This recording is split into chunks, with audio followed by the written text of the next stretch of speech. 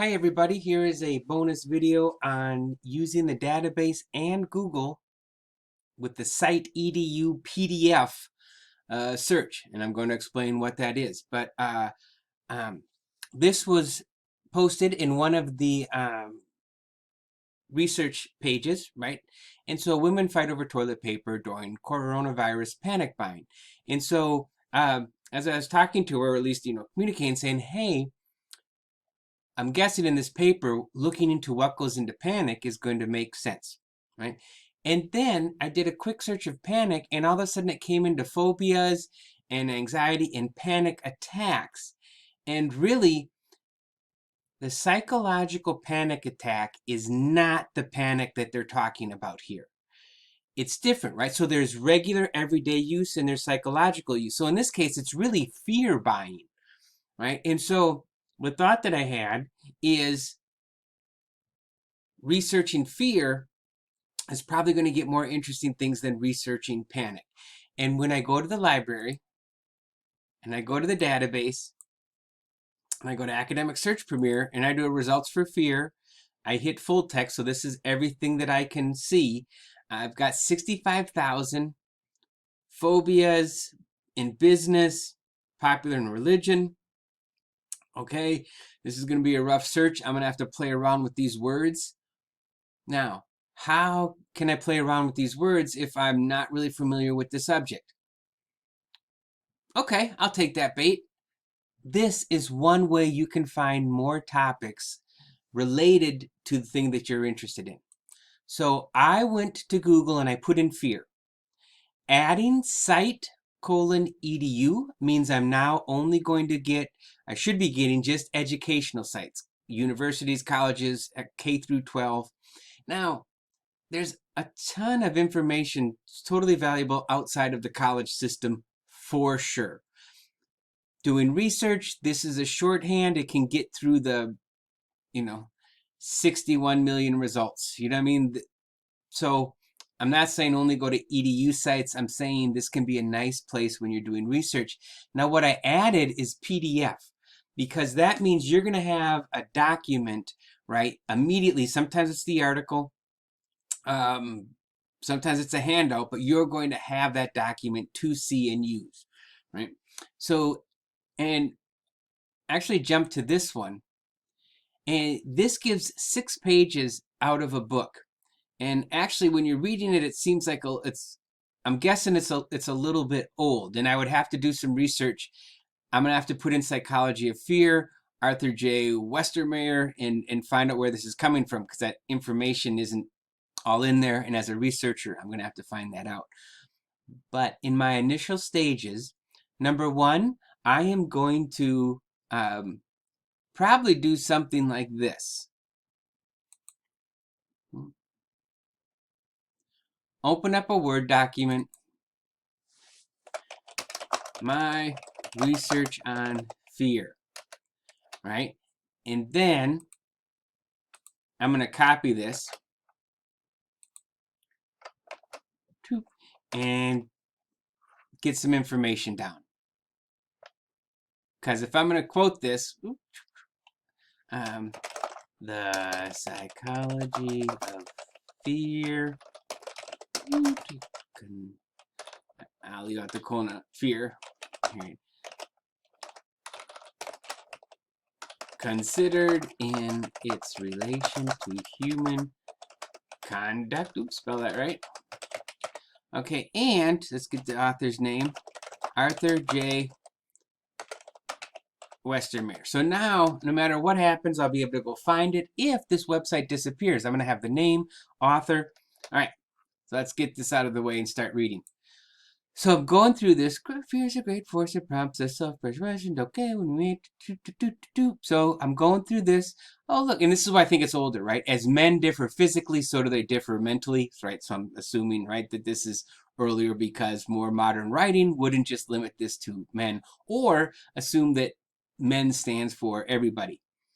All right, fear springs from biological law of self-preservation. Interesting. And then as I'm scrolling down, and obviously I looked at this a little bit. Look at this. First, fear comes from lack of imagination. impulse, superlative egotism, and fear of contempt, and idealized selfishness. Now we're getting somewhere, right? And of course, I'm just making you this quick little video, but these ideas, and this, I'm sure there's more in this article that's valuable, right? But I would look at, right, fear, man, lack of imagination.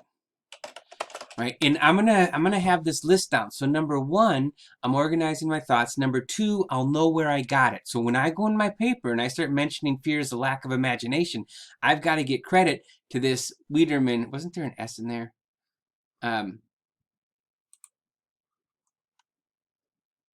Westerman. Yep. See, gotta be careful. So I have to, right, make sure to give him credit. And tying this back to the pandemic and going nuts over toilet paper, think about it, right? If you ran out of toilet paper, it would be frustrating, but it would not be the end of the world. There are toilet paper didn't always exist. People figured out a way to wipe their butt. So by not thinking about, yeah, well, you know what, newspaper, uncomfortable, I'm using it, or whatever, right? That can lead to craziness at the checkout counter, right? So as I'm going through this article, I'm going to be finding these ideas, right? Fear of lack of imagination, right? Ooh, an idealized selfishness, right? And I'd probably even number these since they're numbered, right? And I'm doing a short version. An idealized selfishness, right? Think about it.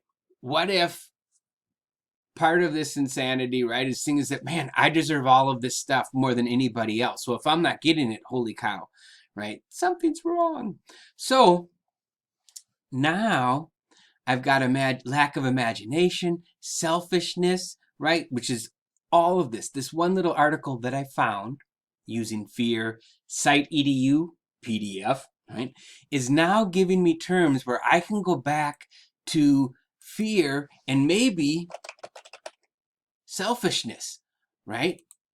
What if those two come together? And let's see, I went from 65,000 to 12.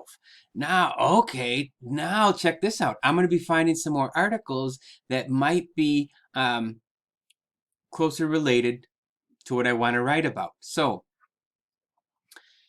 definitely use Google.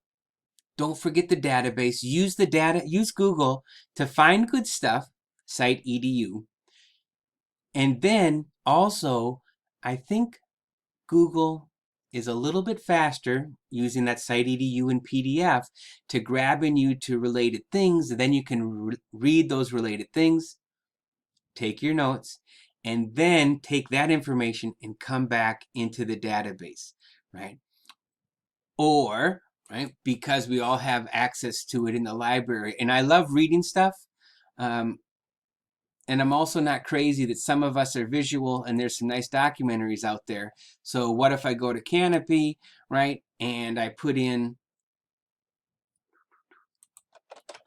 fear? Now I'm guessing there's going to be a ton of movies, right? So one of the things that I might want to do is go to fear documentaries, right? And now here's another place to look at. And of course, you're going to be deciding what angle you want to take. So maybe, maybe none of these work, right? Maybe one of them is perfect, but at least you check it out.